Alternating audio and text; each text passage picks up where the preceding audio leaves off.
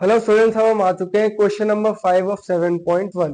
ये क्वेश्चन हमें क्या कह रहा है? क्वेश्चन थोड़ा इंटरेस्टिंग है। कह रहा है कि आपको एक ग्राफ दिया हुआ है, एक सिटिंग अरेंजमेंट है इन शॉर्ट क्लासेस में। ये रोज हैं और ये टेबल्स हैं, इस तरह करके। जैसे क्लास में सीट्स नहीं लगी होती है ऐसे ऐसे ऐसे ऐसे करके, वैसे सीट्स लगी हुई है।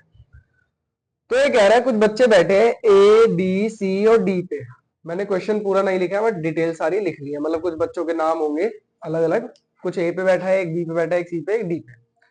तो दो बच्चे आए, उन्होंने नोटिस करा इनको। एक ने कहा कि ये तो स्क्वायर में बैठे हैं, एक ने कहा नहीं ये तो स्क्वायर नहीं है। तो हमें ये बताना है कि क्या ये जो एबीसीडी बन रहा है ये एक स्क्वायर है या नहीं है। ये बताने के लिए हमें सबसे पहले मैंने क्या किया, यहाँ पे इनके कोऑर्डिनेट्स निकाल लिए। कोऑर्डिनेट्स निकालना बहुत जरूरी है, जब तक वो ही नहीं होंगे मैं सॉल्व कैसे करूंगा। ठीक है, तो ए का कोऑर्डिनेट क्या था? एक्स की तरफ से 3, वाई की तरफ से 4 लिख दिया। बी का कोऑर्डिनेट क्या था?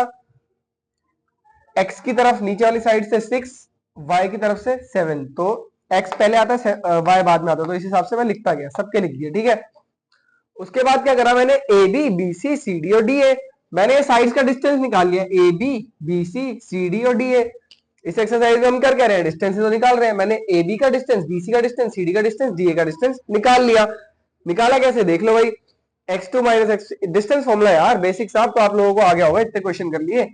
x2 में से x1 माइनस किया, 6 में से 3 माइनस किया, x2 में से y1 माइनस, y2 में से y1 माइनस किया, 7 में से 4 माइनस किया। एक आया 3 का स्क्वायर, दूसरा भी आया 3 का स्क्वायर, करा 9 प्लस 9 18, 18 को करा 3√2 आ गया।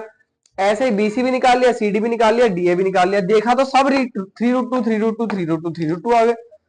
तो क्या अगर AB का डिस्टेंस BC का डिस्टेंस और CD का डिस्टेंस बराबर है तो स्क्वायर हो जाता है? नहीं, बिल्कुल भी नहीं। अरे बराबर साइड तो रोम्बस की भी होती है, कुछ पैरेललोग्राम की भी हो सकती है। बराबर साइड तो किसी भी क्वाड्रिलेटरल की हो सकती है भाई। बराबर साइड का मैं क्या करूं, हमें बराबर का नहीं बताना। उन्होंने कहा स्क्वायर है कि नहीं।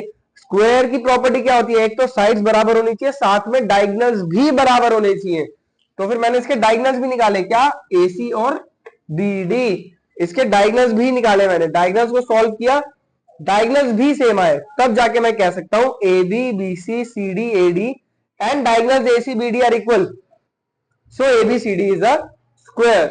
अब देखो अगले कुछ क्वेश्चन भी सिमिलरली इस तरह के हैं, बहुत इजी है। देखते हैं क्वेश्चन नंबर 6 की तरफ बढ़ते हैं, जिसकी वीडियो दिखेगी आपको इस साइड।